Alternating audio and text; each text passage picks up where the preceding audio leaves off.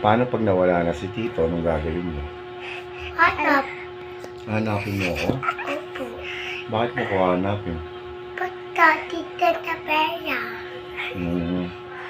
Kung pupunta na ako kay Mama Tina. Okay. Hanap na sila. Paglaki mo, Lord. Pupunta na ako kay Mama Tina kasi napapagod na ako dito. Bakit? Puro na lang ako isip dun sa mga problema ko. Ano? Mahal ko na lang. Iiyak na ako. Iiyak ako. Iiyak ako. Gusto niyo ba mawala si Tito? Ayaw. Gusto mo? Ayaw. Paano pag nawala na ako, wala ka nang mayayakap, wala ka nang anong Tito? Wala ko. Pagod na lang si Tito dito. Love niyo ba si Tito? Opo. Sige nga, kung love niyo si Tito, hug niyo nga ako na mahigpit.